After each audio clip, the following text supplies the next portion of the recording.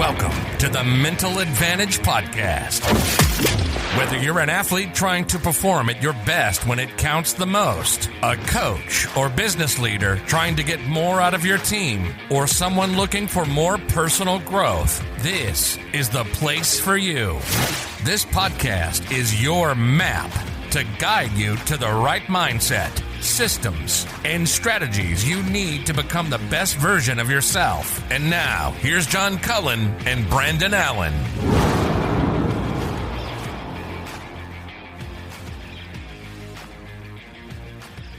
Well, welcome to the Mental Advantage Podcast.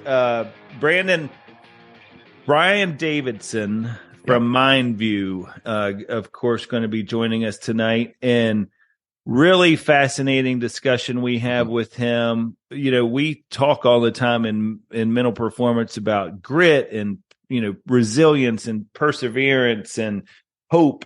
Maybe not hope as much, which we'll talk a little bit about that during this discussion, because I think it's really important.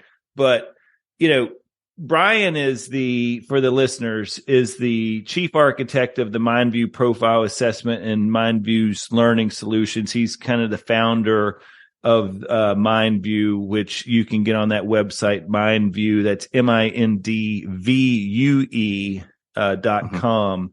But has worked with many great companies and organizations, and somebody who I think the listeners will take away so many different things. I mean, this was definitely one of those interviews that challenged us in the sense that you could go a lot of different directions with Brian and wouldn't have been disappointed with any direction that you go in.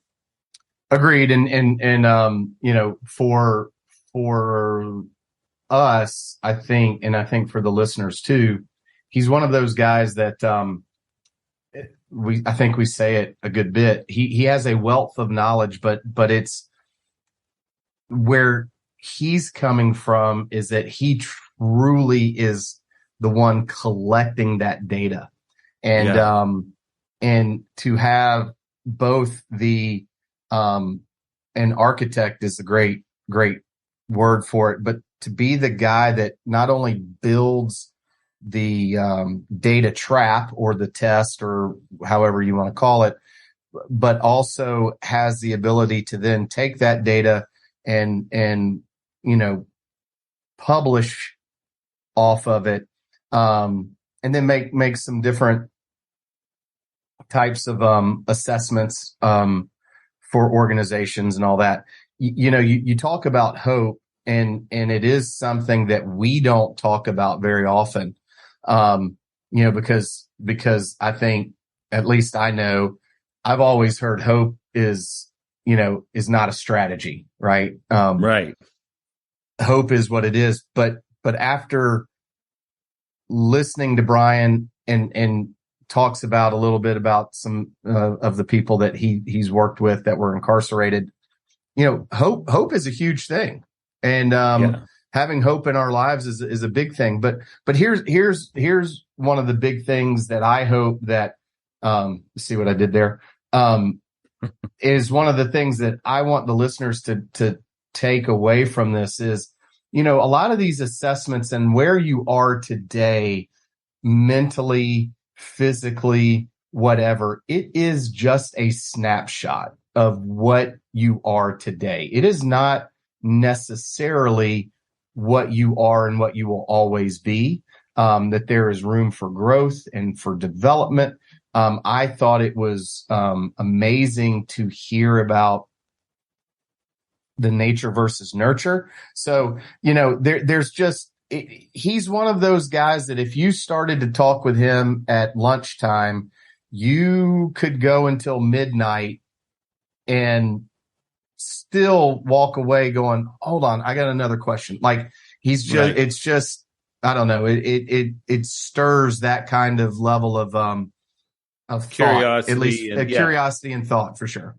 Yeah, no, it's it's interesting. One of the things I like about Brian's website, when you go to mindvue.com, is they have basically a mission statement on there, and it's very clear what they're after and what they're trying to accomplish with this as you pointed out, it's the assessment piece of it. It's the snapshot that gives you the profile. Mm-hmm. There's a questionnaire and things like that you can go through, but then they give you the strategies and they work with you and try to help you improve this thing. And if you go to Brian's LinkedIn profile, he actually has a little bit of a mission statement on there. And I think that's a great description of him. It says, driven to build hope, grit, and resilience across the globe, because he's very purposeful about this. And he's got a plan in place. And, as you were pointing out there about hope, we don't really think about it.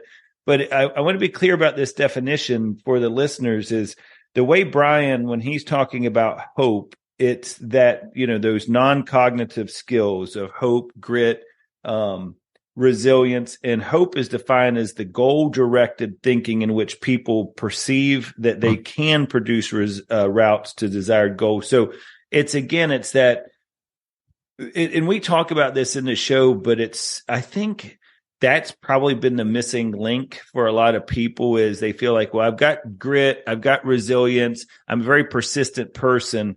But underneath all of that, if that's not built on a foundation of hope, of a belief that you can do it, I mean, that is such a really powerful thing. It is. And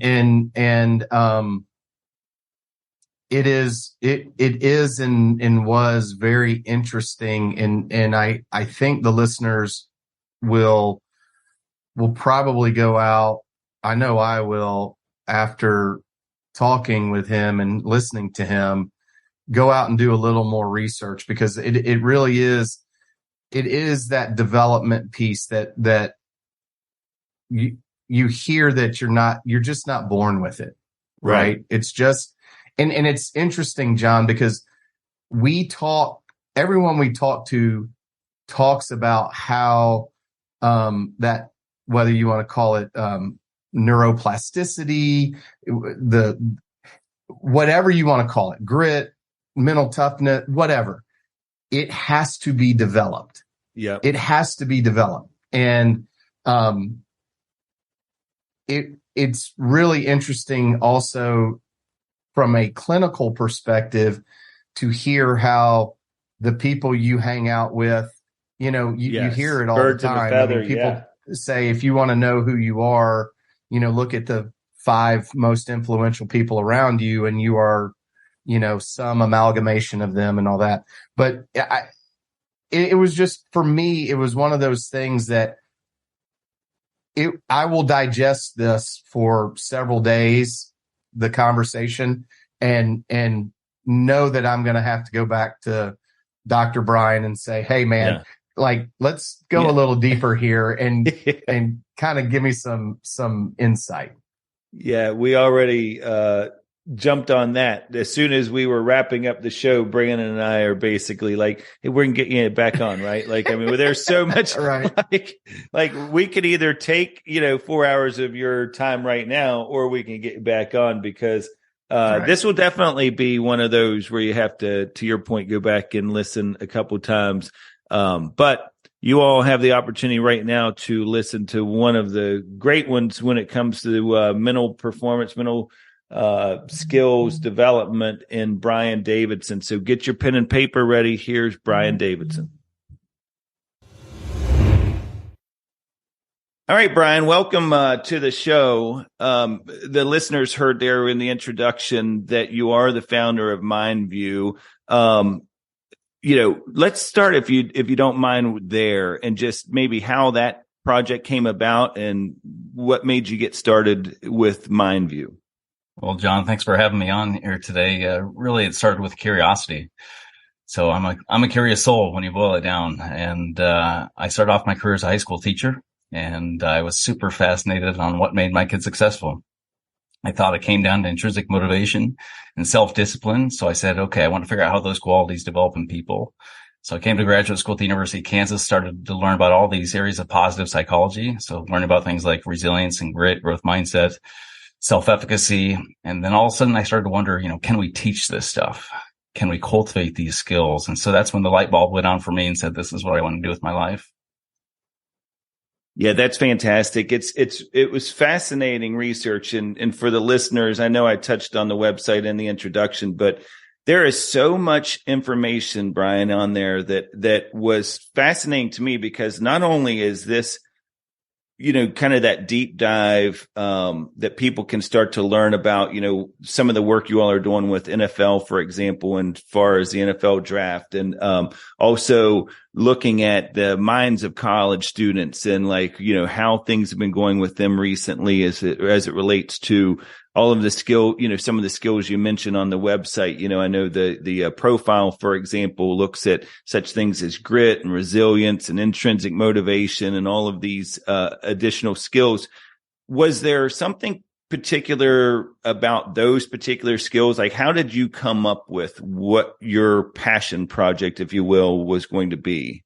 Well, John, I'm really a nerd. Okay. And so I always come back to what's the science tell us? Okay. So I would dig through all these scientific studies and look at, what's predicting performance, whether or not that's kids in school or leaders or, workplace performance to labor market outcomes or health and wellness indicators. I was trying to figure out what makes people succeed.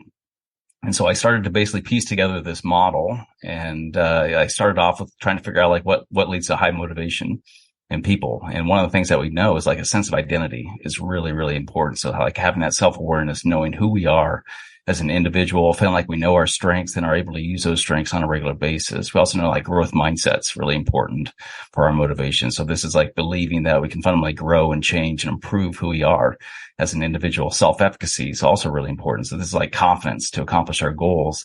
And then we also have to have a sense of meaning and purpose in what we're doing. So that intrinsic motivation to go along with that. So that's where it started. So I was trying to figure out first that motivation piece. That's amazing. So Brian, is there, as you're going through it and you're pouring through all these studies, is there one thing that jumped out or that surprised you as you were going through it, going, wow, I would never have thought that played as large of a role as it does in either the self-efficacy or the sense of identity or whatever that is that motivates folks? But I think it's slightly different for each person. And then it's also slightly different based off the context. And one skill might be more important at certain periods of a person's life than another. And so, it's not just always growth mindset that's going to be super important. There's going to be times it's more elevated and other times it's maybe less important. Same thing with a sense of meaning and purpose. I think it's very valuable to have that over the course of your life, but in times it might wax and wane. Yeah, Brian, when I was looking at the website, which, as I told you before the show got started, I got lost in a couple of different times because there's so many fascinating articles. One of the things I really appreciated about it was you talk about the company as it's a mental performance company that first measures and then builds mindset skills to optimize performance and enhance mental wellness. And that really resonated with me because, having started this podcast when we did back during COVID, when everything, of course, was just a mental struggle for so many people and continues to be. I think that what is often misinterpreted about this podcast is everybody thinks, well, it's always kind of focused towards the athletes, and it's that, or even if it does veer into the business side of things, it's about optimizing performance piece. The real piece, and I want the listeners to understand this, and I know you guys touch on this through MindVue, is that enhancing mental wellness, because the systems and strategies that we talk about on this show and that you guys, not only profile, but also kind of discuss some of the systems and how to get better at these things through your website, that helps you from a mental wellness standpoint. These are almost like that suit of armor, if you will. If you're doing some of these things effectively, it's really, really critical. It really came to light when I was reading the article about college students recently and that you had on your website, and you were talking about kind of where they are right now. And you all were wanting to assess, from a mental standpoint, how they're handling everything that's going on, potential for a world war, COVID, all of the still some of the isolation and stuff. And it was fascinating to me because you guys compared that to the database, if you will, of all of these great CEOs that have kind of wouldn't say master, but have at least have some of these skill sets at a high level. And you saw kind of the difference between that. That I think was a real great indicator of how when you use these traits, these skills, like grit, like resilience, like, that self-awareness, it can be so much more powerful to help your overall mental well-being. Well, so John, like going back to 2012, when I initially developed this first version of the assessment, we started with students, and we found like these mental performance skills were really correlating very well with academic performance in students. And so at that stage in the game, I thought, okay, like these students are succeeding because they have it, because they have grit, because they have resilience, because they are intrinsically motivated. And that was the thinking, because all the science in these studies are showing that, hey, grit's predictive of this, X, Y, Z, so many different variables. Resilience is predicting this. Hardiness is predicting this. And so we were under the thinking that, okay, people just kind of have these things. You use the term traits, right? We thought a person just kind of has these traits. Well, as we continue to do more and more testing with very high performing people, I'm talking about like military generals, CEOs, university presidents, people that are at the pinnacle of their game.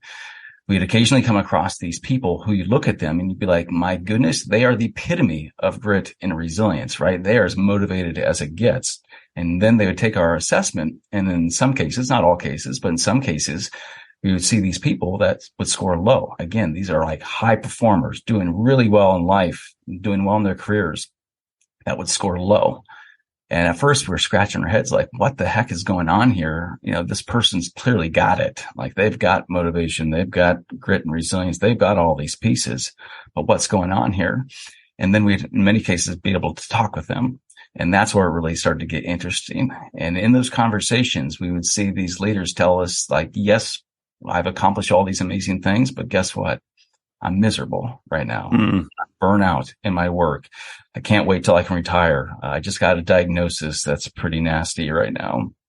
I'm going through divorce, challenges with home or kids or stuff going on in their life, where we came to understand like what we are really capturing with our assessment is not so much whether or not you have it or not. So like grit and resilience, I think it's not just a trait of a person, but what we seem to be capturing is more of a snapshot or a gauge of what is this person thinking, feeling, and experiencing. It's not about do they have motivation, grit, and resilience, but it's more about, are they feeling motivated? Are they feeling gritty? Are they feeling resilient at this particular point in time? So now you connect this to this mental wellness piece. Okay. A lot of those leaders, these high performers, we'd come to find out like, man, they're just miserable right now. We had this ROTC program that we did some work with. And I got a call from this professor of military science saying, Dr. Davidson, I need to talk with you. And I said, yeah, well, what's going on? And he said, our number one ranked cadet just scored in the first percentile on your tool. This is our number one ranked guy. And he said, what do I make of this? And I was like, well, let me look at the data. So I looked at the data to make sure, you took the answers, took them seriously, or didn't, provide the same answer all the way down, things like that. I looked at it and I said, no, this looks legit. What I'd recommend is you just simply talk to them and ask and inquire. So they then had these one-on-one debriefs with each one of the cadets. And this cadet, much like these leaders that I've talked with previously, said like, I'm miserable. I don't want to be in this program. I'm doing this out of family pressure. My dad's in the Army pushing me hard to do the same thing in life. And I don't want to do this. I want to do something else. And so that's what we've learned about all of these skills. Okay. And what we're really measuring with this assessment is what is going on in the mind of this person. And that what we know from the science too is that many of these factors like grit and resilience, hope, hardiness, okay, they tend to be buffers against a lot of that psychopathology, the depression, the anxiety, the post-traumatic stress that we can sometimes experience in our lives. And so think of these factors as like mental muscles, basically, that help prevent an injury from happening. So like in sports, right, we have, the trainer's room, and we also have the weight room. And the moment that in sports, our training room gets bigger than our weight room, like we've got a problem, right? Like that's for sure. Something's going in the wrong direction. But when it comes to the mental side, guys, like we don't have that. Right now, there is no mental weight room. Wow. Yeah. right? It's just simply we react. We wait until that student athlete is struggling so much. We wait until that student's struggling and spiraling out of control before we try to help them on the mental side. And what a big part of my mission and our mission at MindVue is trying to do is to flip that model around, okay? To be more proactive, to be more preventative, to help prevent those injuries, prevent the greater challenges with psychopathology from happening in the first place by building more of the good stuff, right? Build that intrinsic motivation, build that sense of why, that purpose, build that grit and discipline, that self-control, build that hope and resilience, build that integrity. And I feel like if we can do that, we're going to help out a lot of people. So Brian, do you go back? Because what I'm hearing and is how the timing of the test definitely, or the assessment, plays such a large role in the outcome of it, right? Do you guys go back and let's use the ROTC example, and if that cadet either left or if they continued on the program because of family pressure or whatever, do you go back and reassess them to see what changes potentially, or chapter or season of life that they're in, if that makes a difference? Bingo. Okay. So something that we actually have to work pretty hard to fight against is people are so accustomed to traditional personality assessments like the Myers-Briggs, the DISC, the Strengths Finder. Okay. All beneficial tools to help understand our self-awareness. But people recognize, and they thought historically, okay, that this assessment's going to like tell me who I am as a person. And what we try to educate people on is our particular tool, the MindVue Profile, is providing more of that snapshot. It's a gauge to see where we're at right now. And because it's a snapshot, we can then reevaluate over time, typically over 3 to 6 to 12 months of time, that we can reassess somebody to see how they shifted and changed and grown in some of these elements after some sort of intervention has been put in place. What are some of the ways that you can develop this? I mean, for the listeners, like would they expect to, because I love, first of all, I love that through the profile, the MindVue Profile, it actually talks about, like you just said, the snapshot in time, because it reinforces this idea of growth mindset. It reinforces that I'm currently here, I'm presently here, but it's not where I have to stay. And so I love the idea that this is a snapshot, and then you're going to take another one. It almost becomes a baseline, if you will, and then you'll take some more on down the line. What's the next step for them? What do they do to start? Do they go through a series of, I don't know. How do you teach them to get better at those things? Well, I think the first piece is to understand that we can do this, right? There's always been a question of like, how malleable are these factors? Can you actually shift a person's resilience? Can you improve grit? Can you build up motivation in a person? And our research is definitely supporting that. Yes, you can develop these factors, and that there are avenues to be able to do this. And in fact, a lot of people ask me all the time, how much of this is a result of nature versus nurture, like right. all these factors. And I tell people, I say, it's never about nature versus nurture, but it's more about nurturing your nature. Every single one of these pieces is partly biological, right? Genetic. It's part of our DNA, where we have maybe a predisposition to develop a particular way. But even when something is explained by one's, DNA, it doesn't necessarily mean that's set in stone. I don't know if you guys have heard about this growing field called epigenetics at all. And basically this translates into above genetics. And this growing field is showing us that, yes, we might have a genetic predisposition to develop a particular way. And so we might have, for example, a disposition to develop a particular form of cancer in our lives. But epigenetics is showing that based off of how we act, the foods that we consume, our behaviors throughout our lives, and potentially even our mindset, can influence whether or not a particular gene expresses itself in a particular manner to, for example, become cancerous.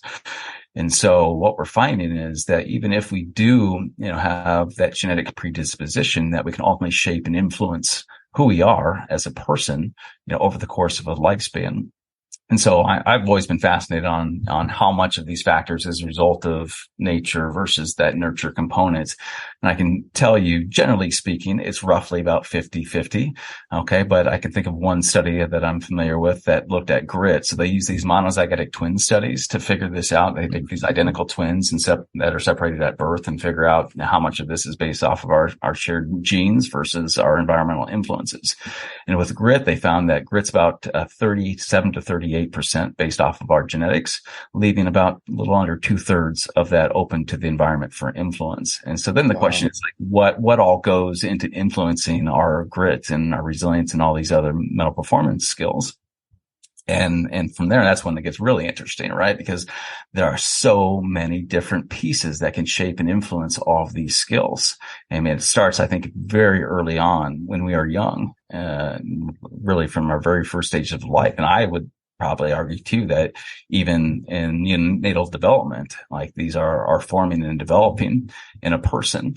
But our parents and the parenting styles that they used. I know a good friend of mine, Dr. Jack Howard, who's a sports psychologist at Auburn, did this fascinating study looking at student athletes and their levels of grit in comparison to how they were raised, the parenting style that they found. And what they found in this particular study was that parents that used the helicopter parent method, right, that are constantly coming in and, solving all their kids' problems and really just overbearing in many cases. They found that student athletes that were raised with parents that were engaging in overparenting behavior were showing less levels of grit there as a student athlete.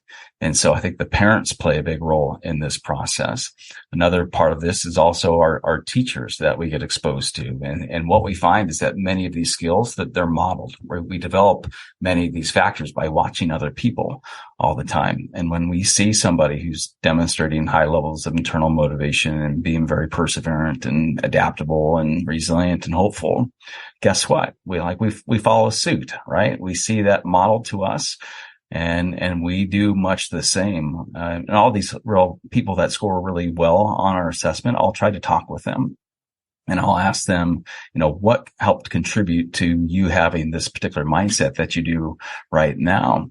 And so often, and again, I'm in the Midwest, I'm in Kansas City. And then so often what I found here with a lot of these people here in the Midwest is that many of them said, I grew up on a farm. And I was like, tell me more about that. And they said, well, on the farm, I had responsibility. Like I had to get up. I had to take care of the animals in the morning, right? On the weekends, we still had to do stuff. And I was watching my dad, in many cases, my mom, right? They were helping out on the farm. And even for those that were not farmers, okay, I've talked with plenty of people that would say something like, oh, my parent was a business owner, and before a Saturday morning, before I could get up and watch cartoons, my dad was having me help out, set up garage doors or whatever it could be, so there's responsibility for these kids. And I think this is important for us as parents today, to make sure that we are giving our kids responsibility so that way they can build up many of these mental performance skills that then equip them to do well in their future. So parents, again, are playing an instrumental role in this. Peers are another piece to this equation too. Birds of a feather flock together, right? Who you surround yourself with is, again, what you're going to model. It's what you see. And so if you are surrounding yourself by people that are not displaying a high level of self-control, right? Not displaying integrity in their life, we often follow suit and we do just that. And so when we're teenagers, okay, that's when that peer group really starts to have a more instrumental role in our life. That's when we model what we see around them. And then in college ages, right, we do much the same. So go ahead. I'm sorry. Well, I was just going to say, it's so fascinating and so complex of all the different variables that go into this. When we enter the workforce, it's our colleagues around us. It's leaders. You don't know how many times, we've done work and we'll see a group of a particular organization that will score a little bit lower in many of these factors. And then we start to talk to the employees and they say, you know what? Our environment's pretty toxic right now. Everybody's walking on eggshells. Our leader, if we're not highly confident in our leader right now, it's just a rough spot to be. And so that leader, okay, can be in many cases a cultivator of hope and grit and resilience in people. And in other cases, right, be a diminisher of many of these factors in the people around them. So when you boil it down, I think people, are the most important piece to this equation of developing many of these. It's the people around us. It's the people who we associate with that are going to really make the most impact on our mental performance skills. So with that being the case, it's a beautiful answer, by the way. And it just, I'm telling you, it just all this stuff, right? Yeah. So like in my mind, what I hear is that grit, that's anywhere between 60 and 70% of your grit can be developed. But to the point about birds of a feather, so I'm thinking about my children and their friend group. Is there a genetic role in terms of, hey, I'm drawn to these types of people and they're like-minded, or are they friends first and then they all kind of start sharing that culture or that like-mindedness? Does that make sense? The question? Well, and I think it's going to vary from person to person. Brandy, I think you said before we hopped on that you had three kids of your own, right? Well, yeah. I've got two myself, and both of ours they're very different, right? Their personalities are different. They're very unique as an individual. Your three are probably much the same, John, with your kids as well. And I'm sure you're seeing much the same thing. And so there's this constant dynamic that's going on between, the internal thoughts of each person and then their external environment of everything that's going on around them in that peer group. And, I'm sure you've seen it throughout your life, people that were on the straight and narrow doing great work that all of a sudden you come back to your 20-year class reunion and you find out like, holy smokes, like their life has really taken a turn for the worse and they're not doing well. Likewise, you see some kids that you're like, boy, they were a complete knucklehead, back when we were in school together. And now they're out crushing it and doing amazing work, right? Impacting the world. And so you see that. And so often there's so many different pieces that go into that puzzle of what's contributed to that. As a former educator myself, a lot of times we'd see those kids that were struggling in school. Well, you look at the home environment, it was rough. It was a rough home context for them. Well, you can get them out of that context. Similar thing with employees in an organization. If they're in a real difficult workplace environment, you take them out of that, they very well could thrive and do well in a different context. Same thing with these young students and individuals, right? If they're currently in a real rough home environment, then you take them out of that, they very easily can flourish through that. So it's a dynamic process. And I think, we'll continue to learn more and more about what's contributing to all this. First of all, I wrote down, among many other things, I love the idea of nurturing your nature. So thank you for that one, because it is true. And it makes me think about, one thing that I was impressed about as I go through and learned a little bit more about you and some of your research is this idea that everybody has been caught up recently with mental performance on grit and resilience and, just this, how to persevere. But you hit on something I've not seen anybody else really tap into, and that's hope. It's that this is possible, because if you have just grit and just, resilience and you have no hope that's mixed in there, that can be very challenging for that person, because now all of a sudden you're just continuing to do, things over and over. And all of a sudden it's like you don't really, have that idea. There's nothing in you that finally says this is possible. I might just have to readjust. The goal is the same. I might just have to change the path and how to get there. And so that was really important. It also reminded me that I know one of the groups that you've studied recently is prisoners. And I was thinking about, these inmates, and I was thinking about how important hope would be in that particular cohort. Could you share with us a little bit about kind of what your research has been around the inmates, and then maybe some interesting stories I'm sure that you have from some of that? Yeah, definitely the most interesting population that we've ever assessed. I'll give you the background to this. So I was doing a keynote for a group of community college presidents across the state of Kansas and all their boards of trustee members. And had this individual come up to me after the presentation, and he said, I'm actually the sheriff of Kansas City, and I would love to potentially use this assessment with my deputies to help get a sense for how they're doing and see where they're at along these mental performance skills. So I said, great, and then as I started to talk with him more and more, I said, one of our big challenges that we're experiencing right now is we are assessing so many high performing people. We are assessing people that are really feeling pretty motivated, feeling very disciplined and perseverant and resilient and hopeful and all of this. I said, we don't have a tremendous amount of data on people that I would say are on the opposite end of that spectrum. And so he said, well, Brian, what are you thinking? I said, what about assessing some inmates? He looked at me, he said, I think I can help you with that. And so I was like, nice. So we got into this and I was trying to figure out, okay, how can we get people to actually take the assessment? I said, can we pay them to do this? And they're like, absolutely not, right? You cannot pay them. So I said, well, what do we do? They said, well, you can offer some food, some treats.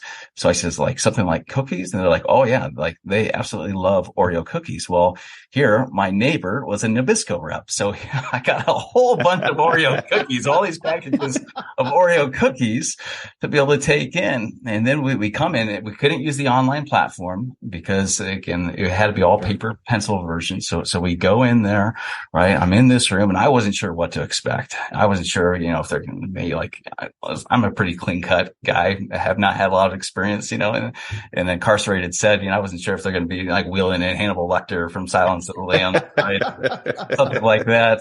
But they bring in these inmates and they sit down at these tables and I gave them some background about, what this was all about and why we're trying to do this and assess these particular skills.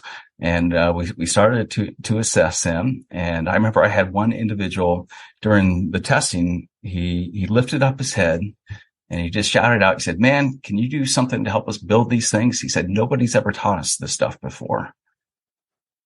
And wow. I looked at him and I said, sir, I'm working on it. And so like that was a real neat moment, to be able to see that. And then afterwards, a lot of these inmates, would just come up and say, thank you for giving me hope, right? That wow. we aren't just set in stone to I'm not just this person that society makes me out to be like a horrible person, but there's hope in my own life. And so that was really cool. I remember we had this one individual scored really, really high on the assessment. I was a bit shocked by this. So we generally saw the scores were a lot lower for the most part, but not low in everything that we saw. Like levels of hope, in fact, were actually relatively solid in many of those inmates. The self-efficacy, the confidence to accomplish your goals was actually in decent shape as well. But we had this one individual who, again, scored really high in everything but growth mindset. So he demonstrated more of a fixed mindset mentality. And I asked the folks at the detention center there, I said, now, who is this guy? Like, what's his story? And they kind of laughed and they chuckled and they said, oh, that's Jesus. And I was like, well, what do you mean? Like his name is Jesus? They're like, no. He thinks he's Jesus from Christian faith. Right. And so here, this guy in his own mind, right, was feeling like he demonstrated a high level of self-efficacy and self-control and hope and adaptability. But on the outward side, okay, this guy was an absolute mess. The things that he was charged with were really horrific. And so what we really came to understand with this is a great example and a very extreme example of when you're measuring these skills as we do via like a self-report assessment, really what you're capturing is what's going on in their mind, not necessarily who they are as an individual. Now, many times, these skills, your thoughts drive behaviors in many cases is the whole tenet of cognitive behavioral therapy for psychology. Our thoughts drive behaviors. Well, typically that's the case, but sometimes, right, a person's thoughts can be very counter to what they demonstrate in their behaviors. And really what we're capturing there is more of their thoughts. But when we captured all that data, what we found with the inmates is that we saw real low levels of self-control. And so those inmates often were having a difficult time, controlling their impulses, not wanting to delay gratification. And then another area that we saw was pretty low was their integrity scores as well. And that makes a lot of sense. And that's something that we've seen in so many different groups, that the combination of low integrity and low self-control. So it's like that impulsiveness meets someone who's willing to cut corners, right? And maybe not necessarily do the right thing, not being guided by some sort of moral compass in their life, not concerned about some ethics at all. That combination is often a troublesome combination for people. We've seen it again with those inmates. We saw it with student athletes, where we'll see coaching staffs tell us like, oh, this player here, they've caused us so many headaches over their time here. And we'll see that the combination of low self-control and low integrity is a good indicator that, okay, hey, we need to be doing something to build up that. Otherwise, we can often find ourselves in some troublesome situations down the road. Are you finding when you dig into that further, that there are some nature issues that kind of lead people into that space where they have that low self-control, low, integrity piece of that? I mean, do you all do that type of research to say then, okay, let me ask some follow-up questions to this? Yeah. I mean, we're trying to figure it out ourselves, John. Yeah. One thing that we're seeing a lot right now, especially among like college populations, student athletes, is we're seeing those integrity scores a lot lower than what we're seeing with a lot of our older population. And we're trying to figure out what's going on here. Right. Now, what is happening? Why are these students in college age groups, why are they not feeling like they're operating with a strong moral compass? Why are they not feeling like they're being trustworthy and honest and not acting in an ethical manner? I don't have a solution right now. All I can see is what we're seeing come in the data. Right. And that's that these scores for a lot of these younger people are a lot lower on that integrity scale. We also see self-awareness to be quite a bit lower there too. And I think maybe social media has a big role in that one, where all these people that consume their lives with social media, that they're seeing this artificial reality of life out there. They're seeing everybody's very best moments of their life. And then they think, oh my goodness, like, I'm not good. I'm not right. Doing that's this. where I was thinking that's probably headed. And before we get too far away from the inmate thing, first of all, I got chills when you just told that story, because that's really, it's sad in a way to think that that's where we are with some of that the situations in some of these prisons is we've just stopped. I think being empathetic and caring for the person individually from a reformation standpoint. And I am curious if you saw any differences between those that were, say, had maybe life sentences that were in there, not necessarily death row, but life sentences as it related to some of the numbers versus those that maybe had, only 20-year sentences or were closer to being able to get out. Because I could see, Brian, that being a really powerful tool that if you guys start working with some of those inmates, now all of a sudden that changes the whole tone of that prison. You know what I mean? Mm-hmm. Yeah. Our data set there was a little over 100 people. So, you got to be careful about making too many inferences with such a small data set like that. But I would just say anecdotally from the data that we had, we didn't see a tremendous amount of difference there between people that were in for a more minor offense versus somebody that was in, for first degree murder, for example. We assessed all of those. I remember we had a woman who came in and she was as polite as can be, and just so kind and considerate when I was talking with her. And then I asked the folks there, I said, what's her story? And they said, cold-blooded murder. Like she just shot a guy directly in the chest. And so she's in for life now. And, so I'd say from what we saw, right, in that particular, one minor study like that, we didn't see a huge difference. But, again, you collect more and more data. That's when you start to get some more insightful results. The low integrity thing is really interesting to me. Really interesting to me. Because I think we talk about it a good bit on the podcast, and I think it manifests itself in so many different ways culturally. The things that at one point in time were probably had some level of stigma associated with it, like certain behaviors.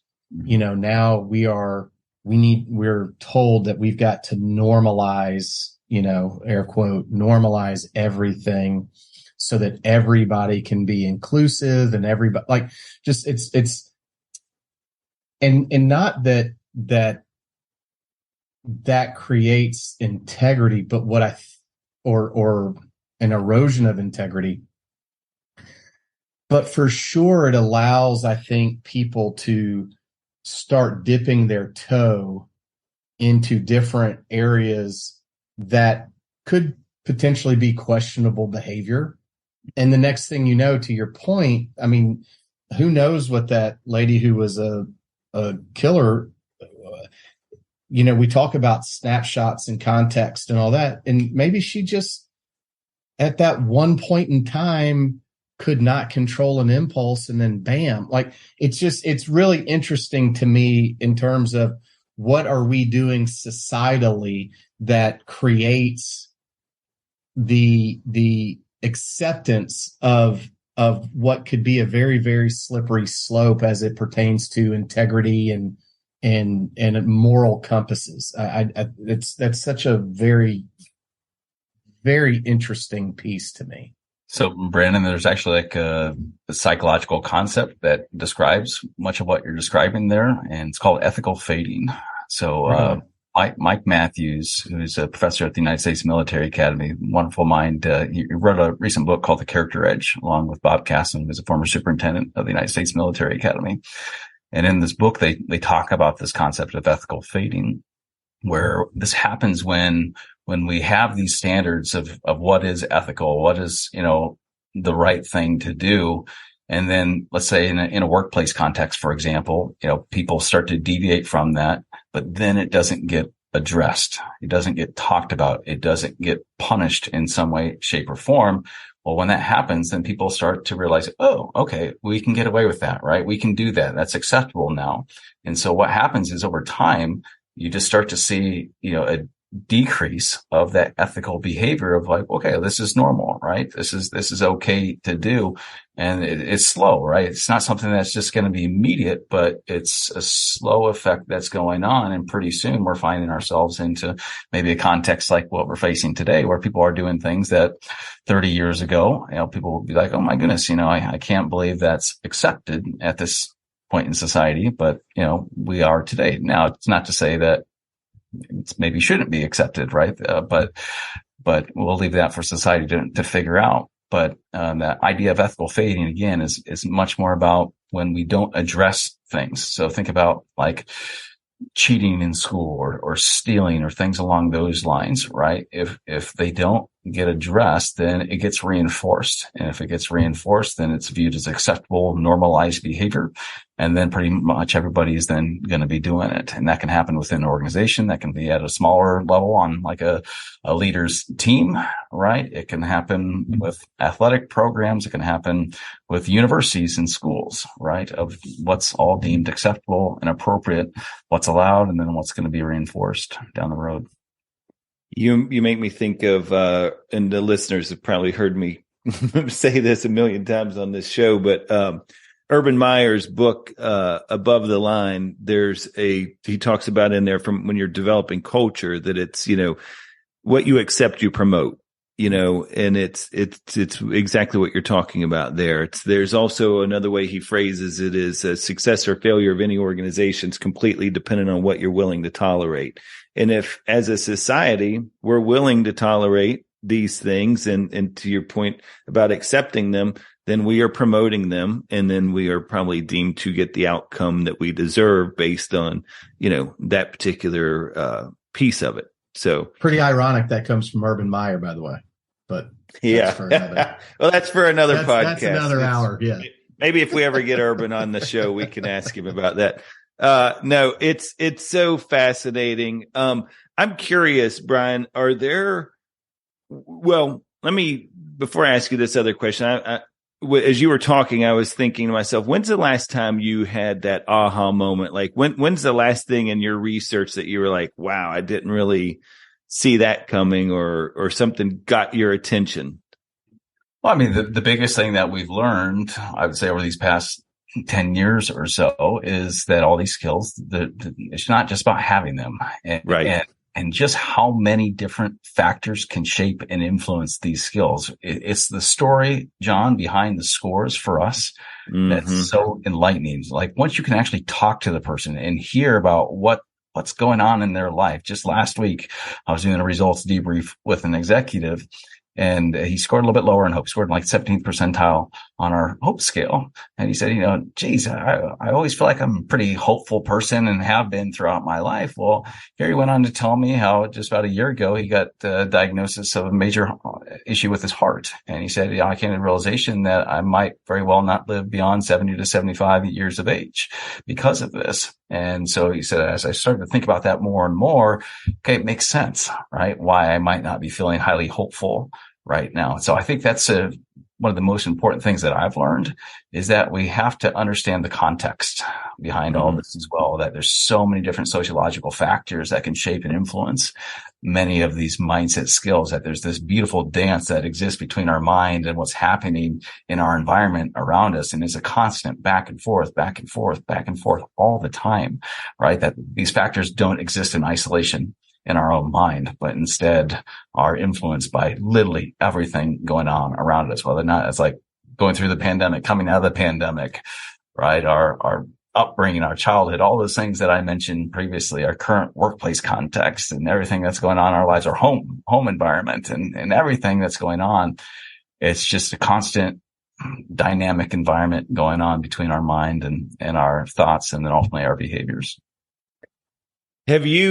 How often have you guys reevaluated, or I wouldn't say reevaluate, it's probably a bad word, but just looked at your 13 skills and added to them? Or have you taken anything out since you all started the profile that maybe you thought, well, we over-indexed that particular one? Yeah. So again, I started to develop that model back in 2012, and we went through kind of initial trial period. We found it was predicting a lot of performance outcomes in individuals, especially on that student side.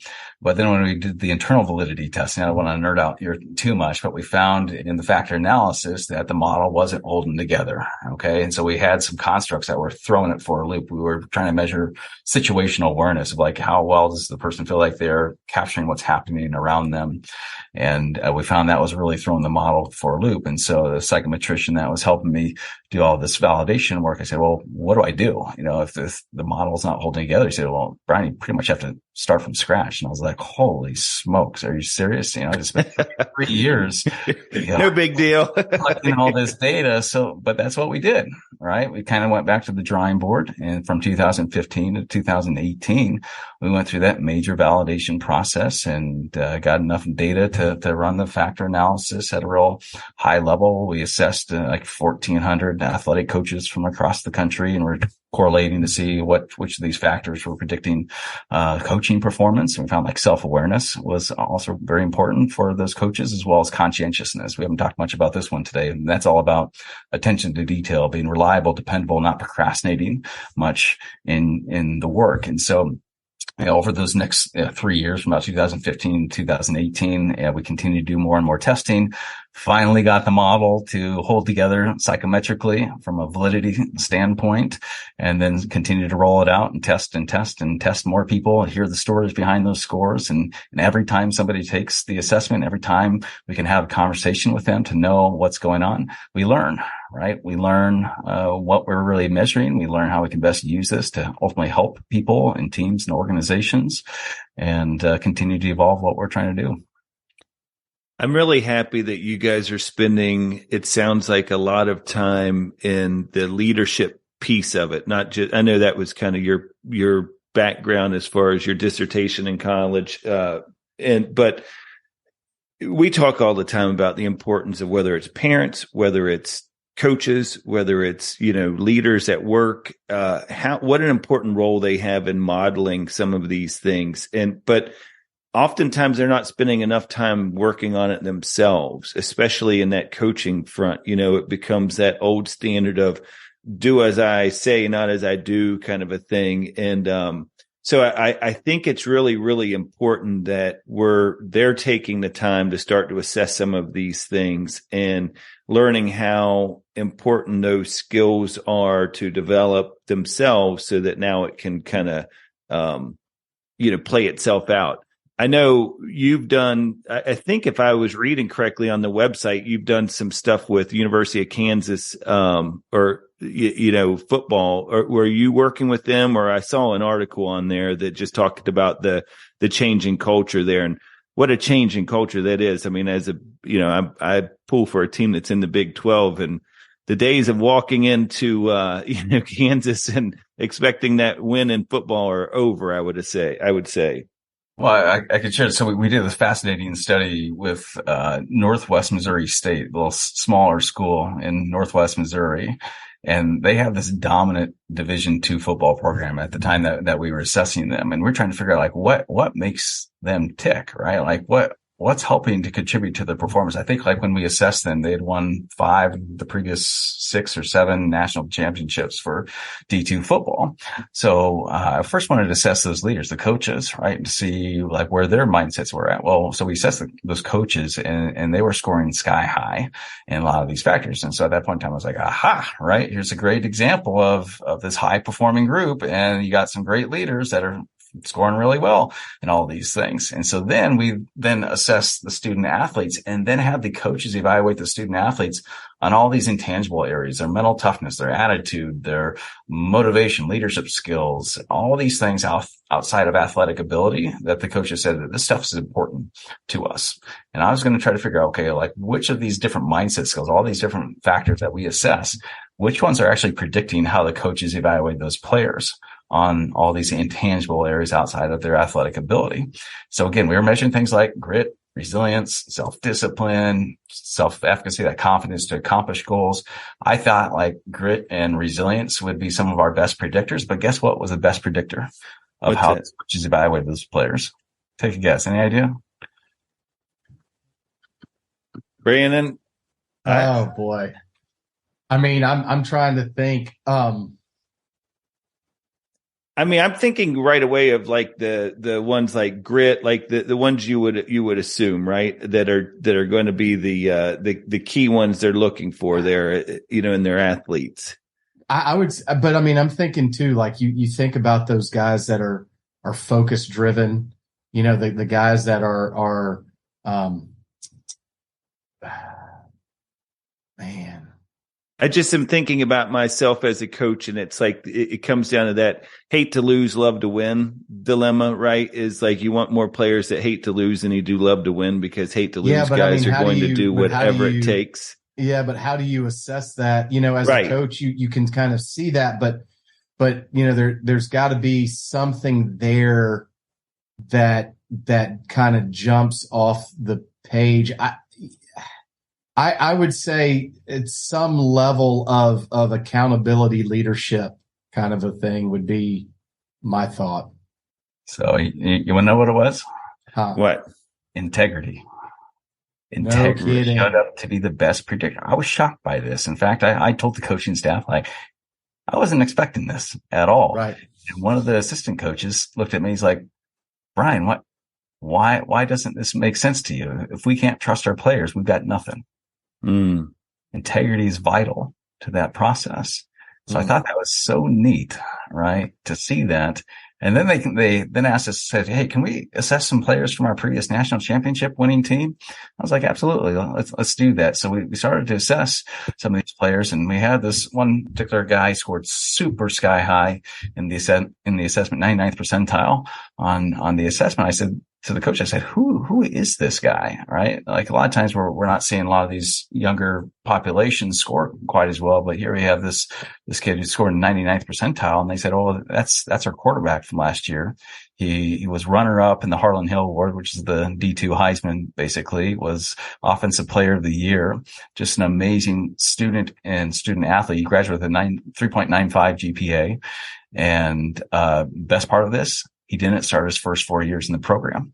he waited it out and once I love that. Had his opportunity, he just lit it up and just dominated. So just a real neat example, right, of what's going on in a person's mindset. But that was a fascinating study that we did. That was, probably 6 years ago or so back then.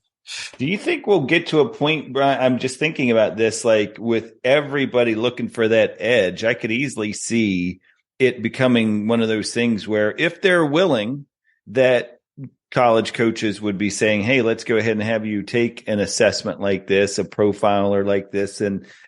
But then I think the other interesting thing though, is now you have to, as a staff, to start determining, well, what are you looking for? Right. Because this just tells you that snapshot of where they are, but you're going to have to figure out what are some of those skills that you're going to index higher because that's what you're looking for in your particular team or program. I think we have to reinforce too that this is where they're at right now. Exactly. Yeah, it might not necessarily be where they're at a year from now. If they get into the program and it's totally different than what they anticipated, you better believe these things could shift. So yes, they might have high level of grit at this particular point in time, but that grit could wane, over the course of their first year, second year, third year, whatever, right? Based off of what they're experiencing. So we have to understand it. It's not a trait. It's not, hey, this person's always going to be gritty no matter what. But instead, this is a snapshot. It's a gauge to see how gritty they're feeling right now. But with that, okay, we do know that these factors do predict a lot, right? Yeah. If a person's scoring better in these factors, that tends to bode well for a lot of different areas of their life, whether or not it's in the workplace context, whether or not it's as a student athlete, whether or not it's as a student. We know that these factors are predictive of, academic performance in school and their likelihood of retaining and staying in school and ultimately graduating from school. So, but they're not set in stone by any means. So I think we have to keep that in mind if we start to use them for more selection purposes. Well, it's all fascinating stuff. And I could go on. And we're going to definitely have to have you back. Yeah, we need you to come back, Doc. That's for sure. We didn't even get into some of the leadership, things and how, grit, resilience, and hope all play a part in that transformational leadership. And it's one of the things that I'm really fascinated in just by virtue of what we do on a daily basis. But I think it's an important discussion for the listeners to hear. And so if you don't mind, we'll definitely pull you back in one of these days to dig into that. I know I read 133 pages of it, so I know you have plenty to say about that topic. So brave soul, John. Exactly. So anyhow, well, I can't thank you enough for joining us today. I found myself in this conversation. I apologize to the listeners if there was times where I felt like I was pausing to think about, because I had so many questions that I was wanting to ask. It was like, okay, well, this question I want to know, but it might take us down a whole nother path that I don't want to necessarily go down. So, it was all good stuff. And it's just fascinating to me that there's so many different, you're thinking about 13 of these right now that you guys are assessing in the MindVue profile. But it's all really fascinating. It comes from that growth mindset that this is just a snapshot, guys. You can get better at all of these things. You can improve, whatever you're wanting to do. You just have to put the work in. So go to the website, mindvue.com, and I'm telling you right now, you're going to go down some rabbit holes, because I started reading a lot of articles on there. You get into the profile, there's demos in there. If you are part of an organization, you need this to be a part of that organization, because all of the things that they're talking about here through MindVue are going to be very beneficial to you, your organization, your program, your athletes, business people, whatever the case may be. So, Brian, thank you so much for joining us today. We really appreciate it. John, Brandon, it's been a pleasure, guys. Thanks so much. Thanks, Brian. Want to provide feedback or stay up to date with the show? Visit our Instagram page at Mental Advantage Podcast, or you can send us an email at podcast@mentaladvantage.net. To have John Cullen work with you or your team, please write to him at john.cullen@mentaladvantage.net. Thanks for listening to today's episode.